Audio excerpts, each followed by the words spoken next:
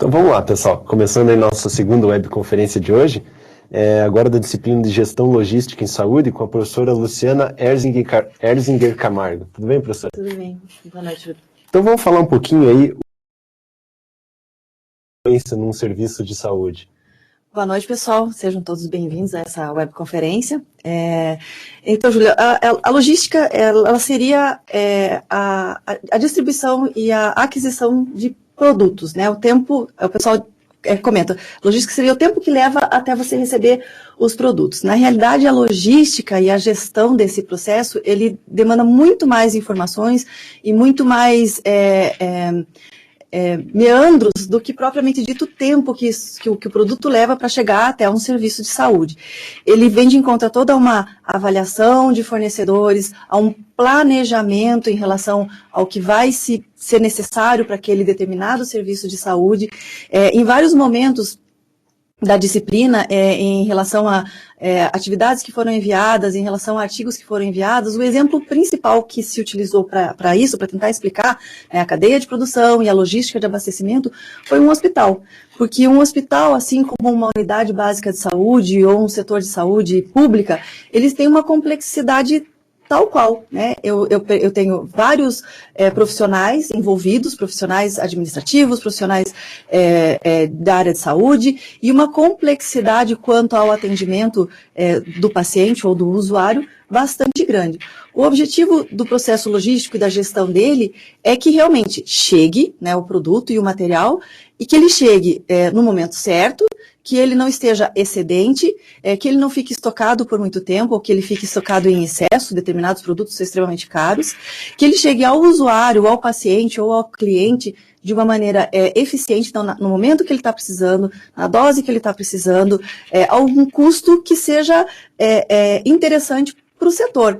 Porque, além de gerir a logística do abastecimento desses produtos de bens de consumo, é necessário gerir toda a cadeia produtiva. Então, o profissional que vai trabalhar nesse setor, ele precisa ser um profissional que saiba planejar muito bem, né, para que a coisa aconteça, para que essa cadeia aconteça da maneira mais eficiente possível, que o dinheiro gasto, que na saúde pública ele é escasso, ele muitas vezes acaba vindo não na data prevista, então o planejamento dentro do consumo do setor, ele precisa ser iniciado com a aquisição do pessoal, com o planejamento dos materiais e medicamentos que seriam necessários para aquele setor e principalmente com a informação deste setor. Então, a informação do que chegou, do que saiu, da organização, do sistema organizacional desse setor de saúde também é imprescindível, né? Então, a logística ela engloba tudo isso, né? O fato do produto chegar ao consumidor final, ele vai englobar desde a seleção dos fornecedores, a aquisição dos profissionais que vão trabalhar com esse serviço, a aquisição do material propriamente dito, a utilização desse material pela pessoa que está necessitando, e a qualidade que esse serviço demonstra, a qualidade que o usuário desse serviço demonstra em relação ao que vai ser o feedback para analisar se essa gestão realmente está sendo de qualidade ou não. Uhum.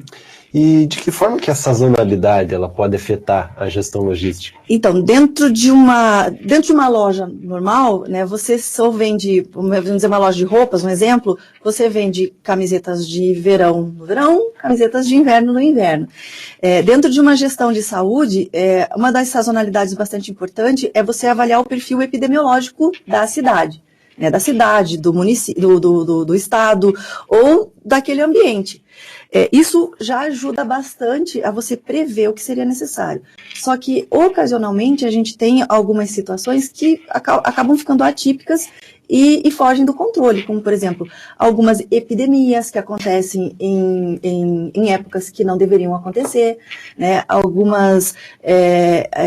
Algum surto, por exemplo, está tudo ocorrendo normalmente, a incidência de infecções gastrointestinais ela é controlada por conta de todo um serviço de saúde pública, mas teve um momento lá que teve um casamento muito grande e que todas essas pessoas se contaminaram. Então, isso é uma sazonalidade que se prevê, mas às vezes não com o tamanho que ela acontece. Então, são as epidemias, as doenças fora de época que vêm a acontecer, que não estão dentro da epidemiologia do município, da epidemiologia do estado.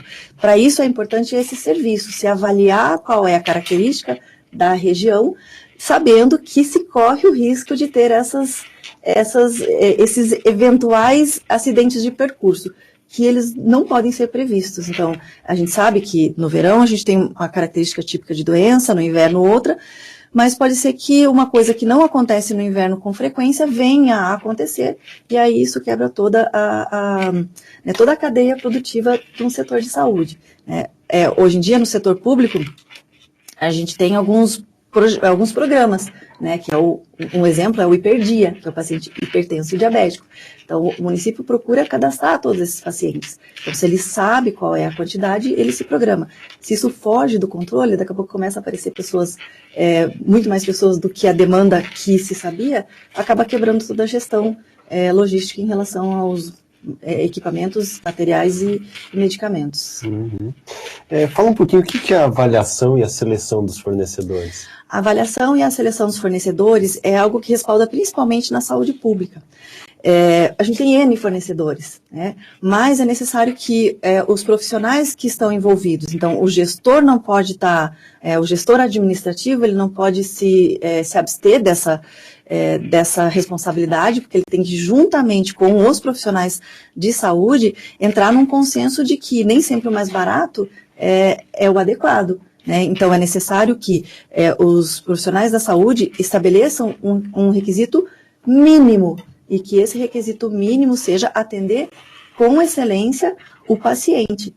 Então, é preciso estabelecer um planejamento e protocolos que o requisito mínimo para o fornecedor, por exemplo, de compressa de gás, ele tem que ter todos os pré-requisitos legais e o produto tem que ter a qualidade X, né? Não pode soltar felpa, não pode desfiar. Então, isso já é uma maneira de que os profissionais da área da saúde podem, em conjunto com o gestor, entrar em um acordo, mas sempre pensando e avaliando e selecionando, e aí você seleciona os seus principais colaboradores, né, fornecedores. Então, ó, esses fornecedores, eles têm a qualidade que a gente quer para o serviço, né, porque a avaliação do produto dele foi excelente e ele atende aos requisitos mínimos básicos de saúde, né, da saúde pública. Então, aí é uma maneira de você já ter mais fácil o planejamento para a hora da compra. Ó, então, vamos licitar, mas sabemos que tem fornecedores que não nos servem porque a qualidade não atende a necessidade do serviço. Uhum. Vamos abrir para algumas perguntas lá que o pessoal mandou. A Clara, ela falou, pedindo para você falar um pouco, professor, sobre o ciclo de assistência farmacêutica. Tá, então um dos exemplos que foram colocados lá, dos exemplos e principalmente, né, um exemplo clássico que foi colocado lá nas atividades e no e-book seria em relação ao ciclo de abastecimento farmacêutico, porque o medicamento, dentro de uma gestão pública ou dentro de um ambiente hospitalar, é um produto que demanda um volume monetário muito grande. Tá? Então, principalmente para esse tipo de produto, vários profissionais estão envolvidos. Porque a parte da farmácia, o profissional farmacêutico, os técnicos da farmácia são envolvidos em gerir e distribuir, e o pessoal da enfermagem está envolvido principalmente em aplicar esse medicamento da maneira correta, ao paciente correto, no momento correto, evitar com isso a formação de subestoques, porque muitas vezes um profissional que é de assistência, ele acaba ficando ansioso com esses riscos de sazonalidade, né? Então, a melhor opção que a gente tem em relação ao ciclo de assistência farmacêutica é estabelecer uma rastreabilidade muito grande dentro do processo. E para isso, entra aquela parte que eu falei de informação. Então, eu não digo que seja a informatização. Lógico que a informatização é uma peça-chave para que você possa rastrear. Porque rastrear esses produtos de uma maneira manual fica difícil, mas o ciclo de atenção farmacêutica ele serve para estabelecer essa rastreabilidade. Isso deixa o gestor feliz, porque o estoque acumulado é menor, né? As compras são mais planejadas, isso vai deixar o assistencial feliz, porque vai ter o medicamento correto na hora que o paciente necessite, e isso vai deixar o setor da farmácia também feliz, contente e o serviço vai funcionar de acordo, porque ele vai ter o estoque que venha a suprir aquele serviço, né? Então, o principal papel em relação ao ciclo de assistência farmacêutica é estabelecer a rastreabilidade. Isso está pautado nos métodos de distribuição de medicamento.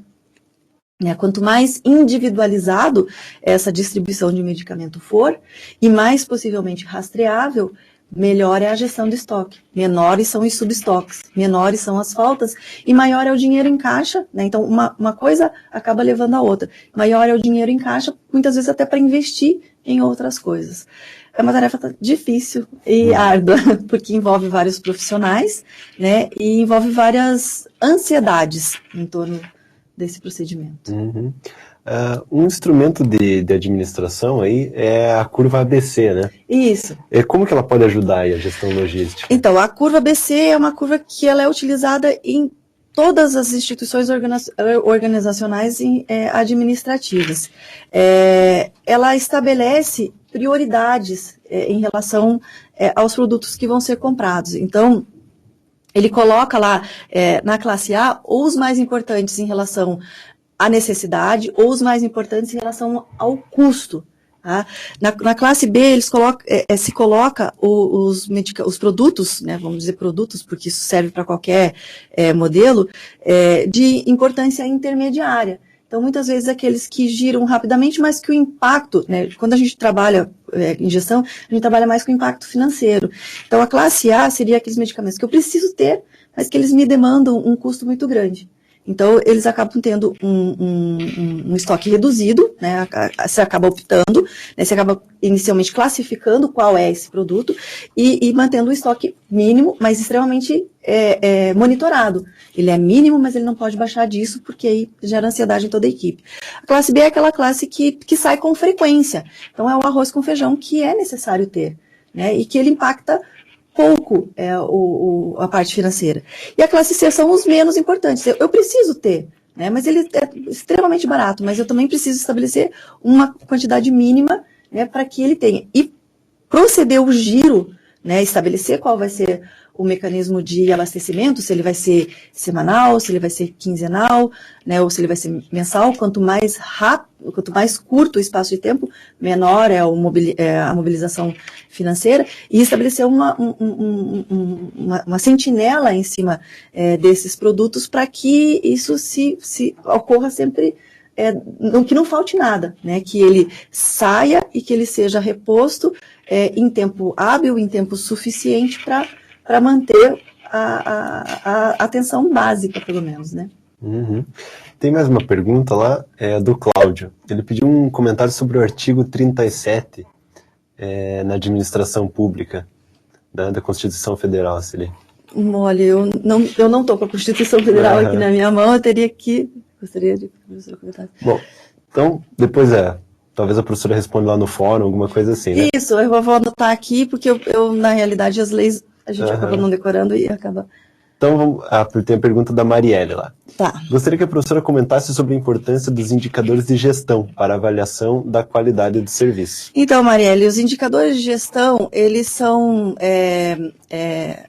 avaliações que você vai fazer dentro do serviço, né, que está estabelecido, que eles vão te mostrar, eles vão ser o feedback que vai te mostrar se a sua gestão ela está eficiente. Então, quantas vezes foi necessário fazer um pedido de emergência? Isso é um indicador, né? Se eu tive que fazer, se a sua compra ela é quinzenal, mas nesses 15 dias você teve que fazer 2 compras emergenciais que demandou um montante financeiro que não estava previsto anteriormente, isso vem de encontro que a sua gestão não está sendo correta. Ou o seu setor está tendo uma sazonalidade grande em relação a coisas que não aconteciam, ou não está sendo avaliado exatamente a epidemiologia do setor. Você não conseguiu fazer um planejamento inicial e você está tendo que apagar incêndios. Então, isso é ruim, isso está mostrando que você precisa rever todo o processo. Outro indicador é a satisfação do cliente, a satisfação do paciente, a satisfação em ser bem atendido, em dizer, nossa, aqui eu venho nesse setor e tem tudo o que eu preciso.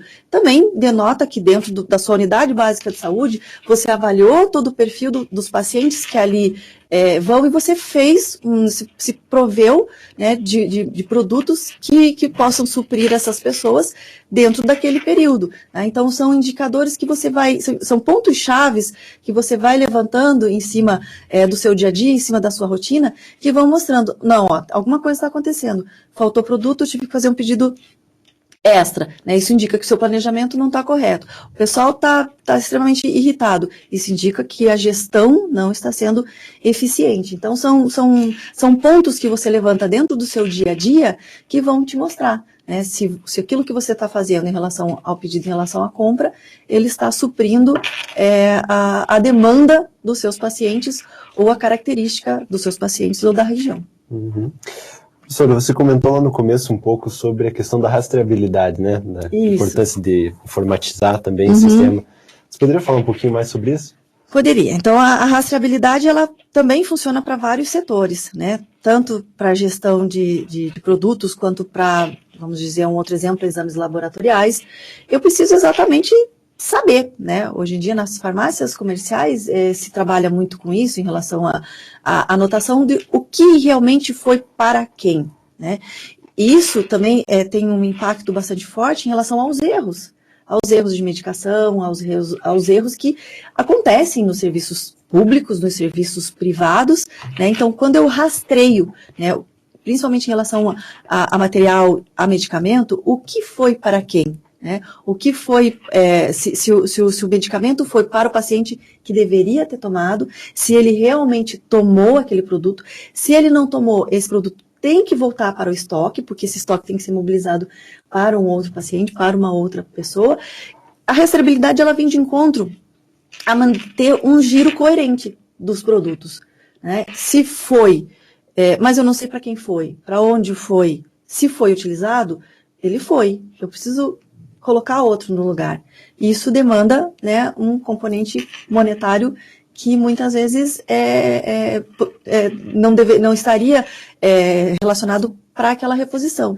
E às vezes você encontra lá, depois de um período, um subestoque no setor, ou um subestoque em algum lugar, ou um desvio. Então a rastreabilidade é importante para todas essas funções.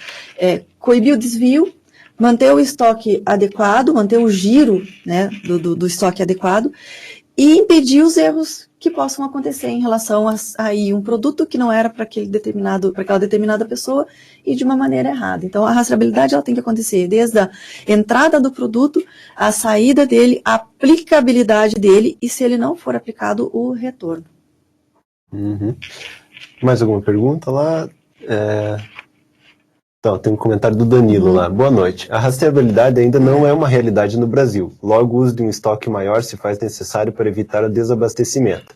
A professora vê como possível a instalação de uma rastreabilidade efetiva em curto prazo? Eu acho, Danilo, que a gente tem que lutar por isso, né? Nós, gestores, profissionais da saúde, eu trabalhei muito tempo em ambiente hospitalar, era o meu objetivo. Eu acho assim, a gente faz a nossa parte. Claro, não é uma realidade no Brasil, mas eu acho que se a gente colocar uma planificação, né? Eu não sei se você é gestor, se você é assistencial, não me lembro do nome, mas não me lembro se é gestor, se é assistencial ou se é da parte de abastecimento.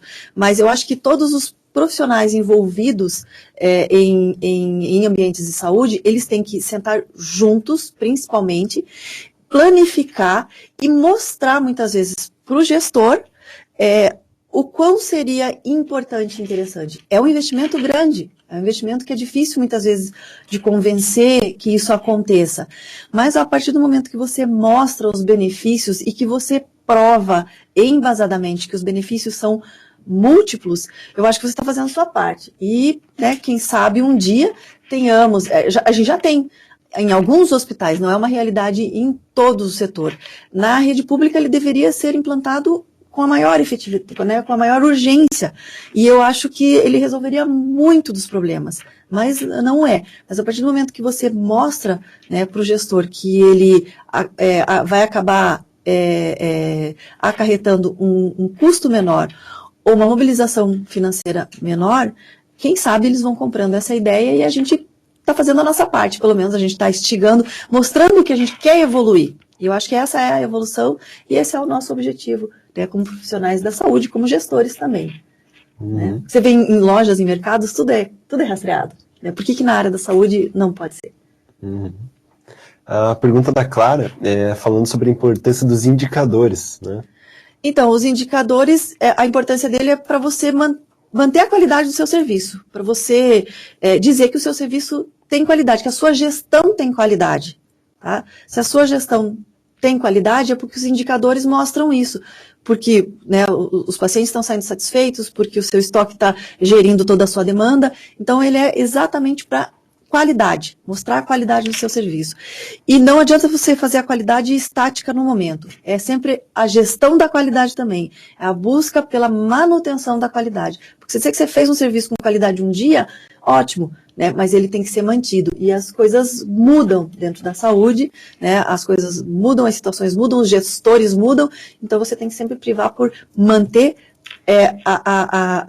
o registro de que o seu serviço, e esses indicadores servem para isso, eles registram que o seu serviço tem qualidade. E o indicador ajuda na gestão do estoque também? Ajuda, porque se o indicador for desfavorável, se o indicador dizer que as coisas não estão acontecendo como deveriam, é porque a gestão não está sendo correta. Aí é necessário planejar e planificar novamente todo o fluxograma, né, toda a cadeia de suprimentos, desde o teu fornecedor, né, por exemplo, se você não validou um fornecedor, se você não cadastrou um fornecedor bem cadastrado, e o produto que ele te manda, ele chega furado, rompido, estragado, isso vai gerar um indicador ruim, né, o indicador de manutenção de estoque vai te dizer que não está bom, e aí você vai ter que, nesse caso, planificar, né, e montar a cadeia produtiva desde o início. Não, onde é que está o problema? Sou eu que estou errando em fazer o pedido? São os meus pacientes que estão atípicos, não estão respondendo aquela característica esperada da região? Ou é o meu fornecedor? Então, aí a necessidade de se planificar tudo, de avaliar aonde que está, né, o furo que está dando esse indicador ruim e planificar tudo de novo e planejar tudo de novo. Mais uma pergunta lá do Daniel.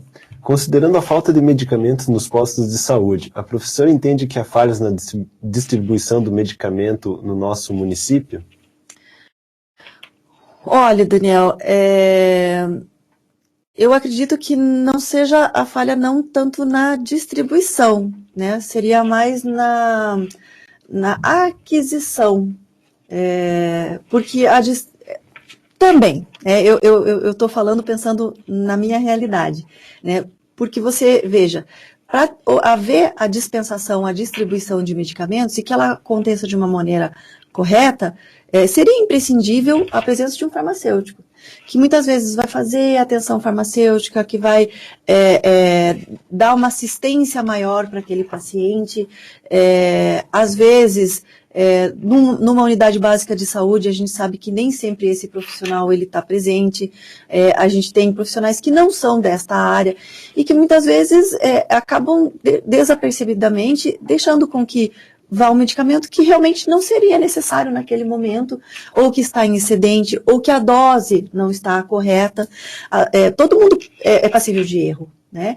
Então, a aquisição dos medicamentos, ela precisa ser revista, sempre revista, né? A epidemiologia do município ela precisa ser sempre levantada, né? Porque ela pode mudar, e a distribuição de profissionais capacitados, ela também tem que ser bastante eficiente, né? Porque, como eu falei, às vezes o profissional está lá, fazendo o que ele deve fazer, que é a distribuição, mas às vezes ele não tem o conhecimento para avaliar que aquela prescrição tem alguma disparidade e acaba distribuindo uma coisa que muitas vezes não precisava. E aí isso acaba impactando, acaba faltando. Assim como os próprios pacientes, eles são ansiosos e eles vêm lá, às vezes eles já pegaram em uma unidade básica de saúde e eles chegam em outra e eles tentam pegar. Às vezes o sistema está fora e o funcionário, o profissional, não vai deixar de prover, né?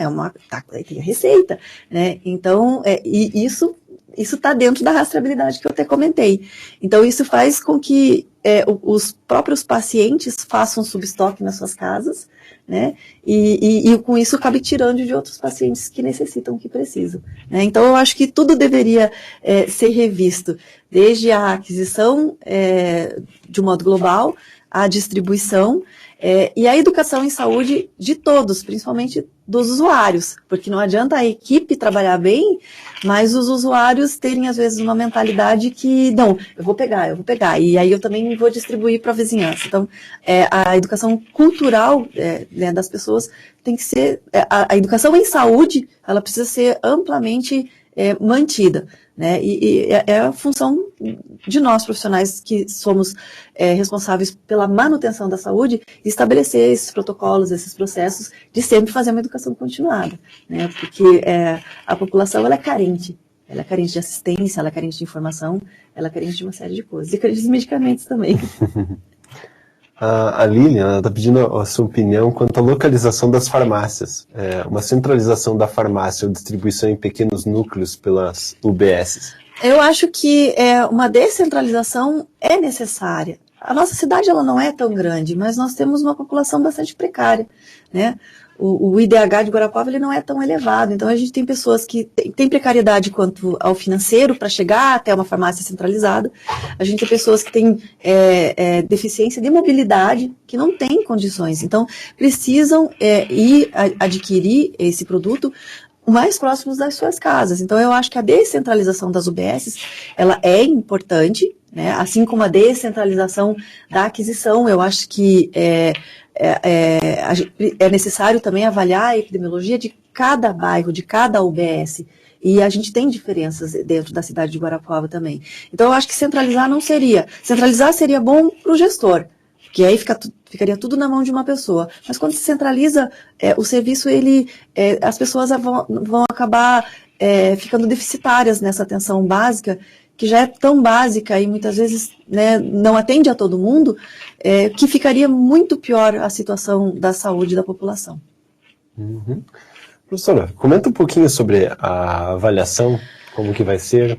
Fala um pouquinho, por favor. Bom, pessoal, a avaliação de vocês, ela é uma avaliação simples, né, uma avaliação que ela está dentro, são questões objetivas, algumas bastante objetivas, com cinco opções de resposta em cada questão, que está pautada em todos esses processos que foram passados para vocês em relação ao controle, em relação à logística, em relação ao bom abastecimento, e duas questões de característica dissertativa que são simples também. Se vocês lerem o e-book, se vocês fizeram os exercícios que foram propostos, as leituras adicionais que foram propostas no próprio e-book e no mapa da disciplina também, certamente vocês se sairão muito bem na disciplina.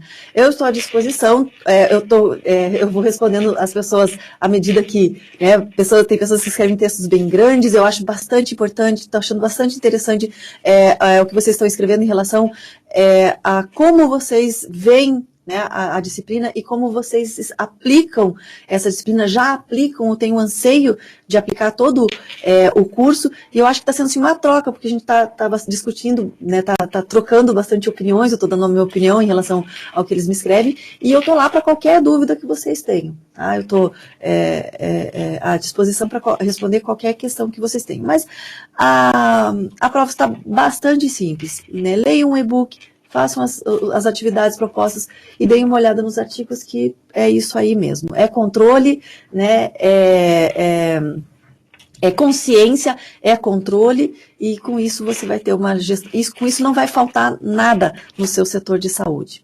Uhum. Tem mais uma pergunta da Marielle, que ela perguntou se, de acordo com a legislação, outros profissionais podem dispensar os medicamentos nas UBSs. Então, Marielle, hoje em dia, como a UBS ela é um setor que tem um médico respaldando a dispensação, a gente tem enfermeiros, auxiliares técnicos de enfermagem que dispensam essa medicação. Mas, por legislação, a dispensação de medicamentos é um atributo específico do farmacêutico.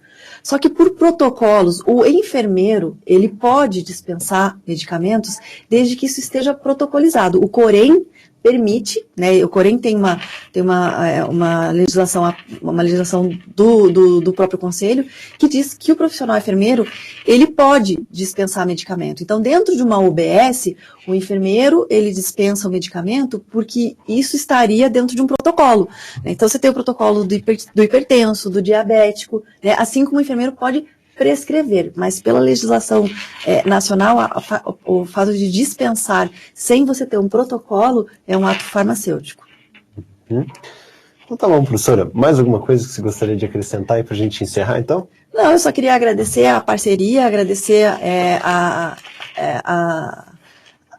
presença de vocês lá na disciplina, porque embora seja uma coisa online e virtual, eu percebo que todo mundo está muito presente, muito preocupado. Eu acho que é um assunto que demanda muita discussão, que não é assim uma discussão de 30 horas que a gente vai resolver o problema, porque são vários meandros, são várias pontas a serem ajustadas. Cada município, cada setor, às vezes cada bairro tem uma característica em específico, então eu acho que é um fórum para debate e discussão para muito tempo, e eu me coloco à disposição. Agradeço a participação de todos, me coloco à disposição de todos vocês, desejo que vocês tenham uma boa avaliação, e com certeza, eu tenho certeza que vocês vão se sair muito bem nessa avaliação, porque ela está simples, tá? Dentro daquilo que a gente conversou, falou, que foram as dúvidas de vocês, ela tá dentro disso daí. Obrigado, professor, então. Que agradeço. Obrigado, pessoal, aí pela participação. Até a próxima.